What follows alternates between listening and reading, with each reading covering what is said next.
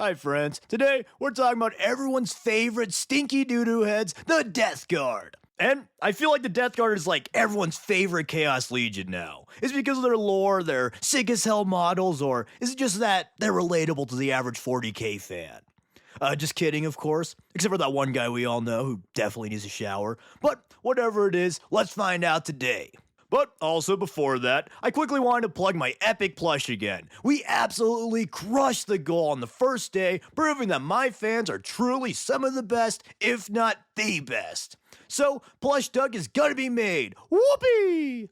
And you have a few more days to pre-order your very own Plush Duck. So, if that sounds cool to you, be sure to check out the petition, the link in the description, and I just can't wait to design this crazy boyo and make something really cool. And I wanted to give a sincere thanks to the people who supported my plush, as well as everyone who watched my channel. It's truly been a dream come true to be able to make my videos and other creative stuff thanks to support from viewers like you. But anyways, back to what everyone came here to see, that being disgusting, gross-looking zombie marines. The Death Guard were the 14th Legion and were originally known as the Dusk Raiders. The original marines of the 14th were made from warlike clans of Albia and were feared in the early unification wars for their namesake tactic of launching huge raids at dusk.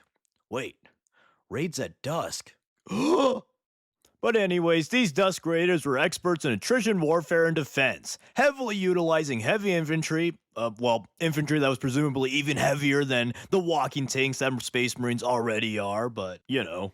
And this emphasis on resilience and heavy infantry would coincidentally, or maybe not so coincidentally, align exactly with their gene father Mortarion's fighting preferences. Which, speaking of, while his sons were dusk raiding and such, Mortarion landed on a poopy shit planet with a poopy shit atmosphere. Baby Mortarion landed on the death world of Barbarous. Barbarous was a horrible mountainous world with a blanket of thick, toxic fog that was deadly to all life on the planet except for the Xeno, but also maybe not Xeno, necromancer overlords that subjugated the people of Barbarous and conducted evil-ass experiments and such.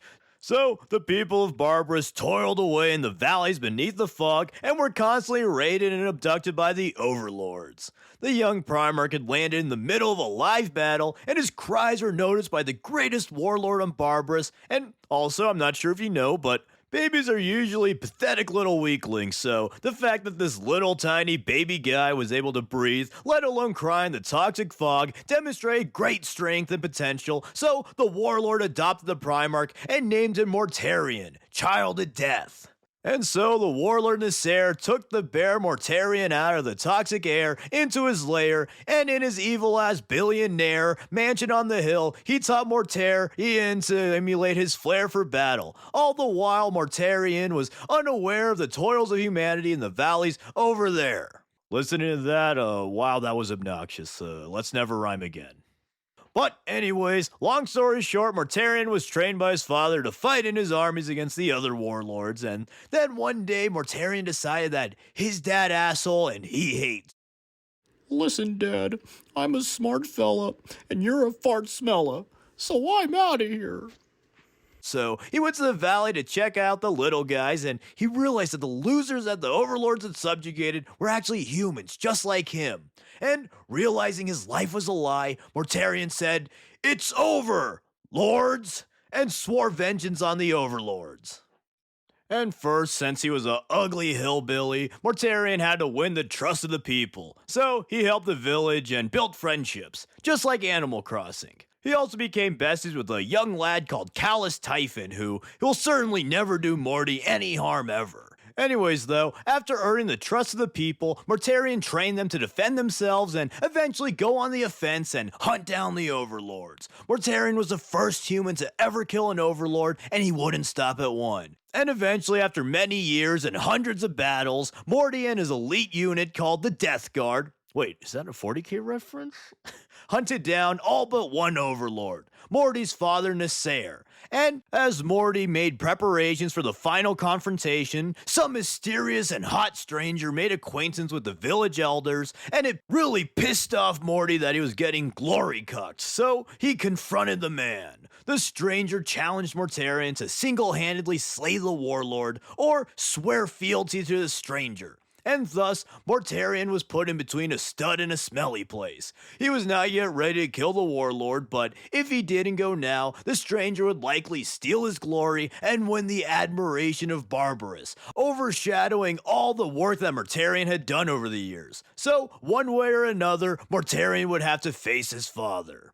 And so, Mortarion began his ascent to the peak, and near the top his armor had corroded, his respirator shot, and he fell gasping for air right before his adopted father. Nasser went to slay his wayward son, but the stranger emerged and easily one-shot the Overlord, saving Mortarion but also damning him to lifelong bitter assholeness.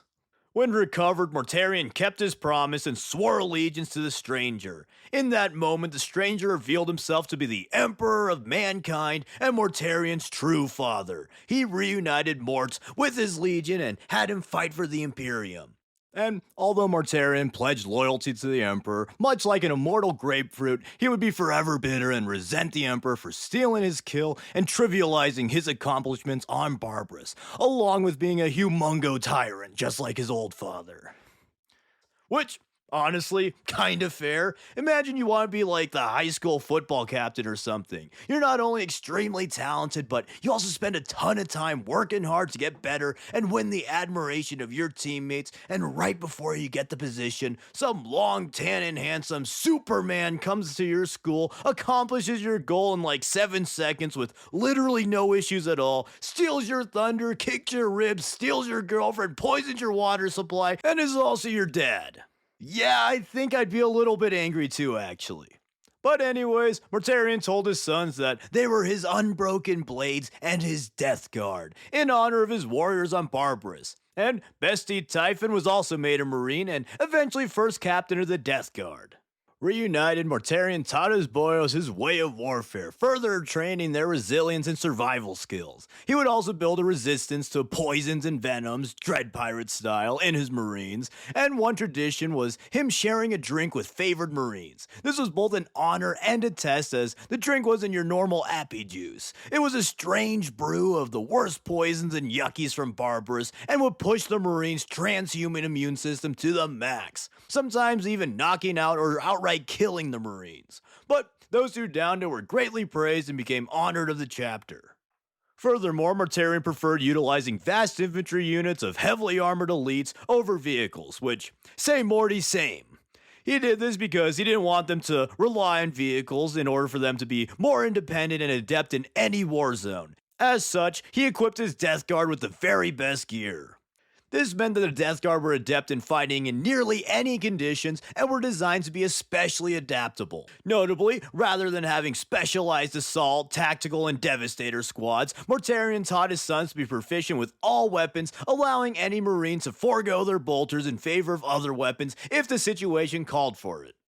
All these came together to make the Death Guard the toughest legion and the favored pick for hazardous environment operations and close quarters combat.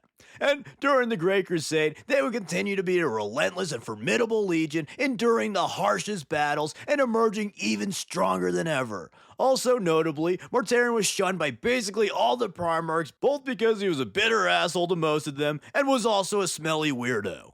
However, he did find friendship with fellow weirdo Conrad Kurz, and he became pals with Horus. Because of course, everyone loves Horus, except for Corax. Also, notably, Mortarion absolutely hated Psykers, both because of the overlords of Barbarous being Psykers, and because of the atrocities he witnessed other Psykers inflicting on his legion and others. Plus, I don't think it's really stated officially, but I'm sure he further hates Psykers since powerful Psykers can pretty easily bypass even the heaviest physical armors and toughness. But anyways, eventually a little something called the Horus Heresy would happen, and Mortarion was actually quite hard to sway to Horus's side despite his strong relationship with the War Master. But Horus somehow gaslit Mortarion into believing that the Emperor was somehow more of a dirty psyker than the literal gods of the warp. You know, the source of all psyker energies. Jokes aside though, Mortarion was actually convinced that the Emperor was not only a mega psyker, but also a mega tyrant like Nasser was. Plus, Mortarion still hated psykers, even aligned with chaos, and refused any chaos gifts. That was, of course, until he met up with his favorite son and known swell guy Typhon en route to Terra. For context, earlier in the Great Crusade, Typhon set on his own little crusade, which Mortarion found a bit suspicious, but allowed as he was Morty's bestest pal. And now, Mortarion called for him to reunite with the Legion so that they could fight at full strength. Upon meeting Typhon, he convinced Mortarion to ride to Terra with him on his cool little spaceship, the Terminus Est, instead of Mortarion's usual. And on board, Typhon accused the navigators of being double agents and had them all executed, promising that he could take their place in guiding the ship to Terra. But before that, Typhon allowed the Terminus S to drift unprotected through the warp, and its passengers were soon inflicted with a super mega disease since they put their ship in warp holes and had no protection. The Death Guard were inflicted with the Destroyer Hive, which mutated the host, and this part is really freaking gross, so hold on to your butts. But the hive caused warp flies to lay eggs in the victims' orifices, bloat them up with the yuckies, and then burst with the birth of even more flies. In addition, they mutate horrific growths and their organs constantly burst and mend. All the while, the host is unable to die, doomed to endless torture as the Destroyer Hive cycles endlessly perpetuates. And with that yucky note, Typhon's treachery was revealed. Turns out when he was solo crusading, he discovered chaos and he actually quite liked it. Which also, if I'm not mistaken, I think he actually pledged to chaos even before Horus, which is kind of crazy. But anyways, he set a trap for his father in Legion and it really bugged Mortarion, so the Primarch tried killing him for his betrayal. Typhon used his secret psyker powers to put up a bit of a fight, but was inevitably outmatched by the Primarch. However, Typhon was also the host of the Destroyer Hive, and he quickly came back to life. Then, Mortarion unleashed his demon champion, Grulgor. Grulgor had pledged to Mortarion that he would kill Typhon, and he did it! Yippee!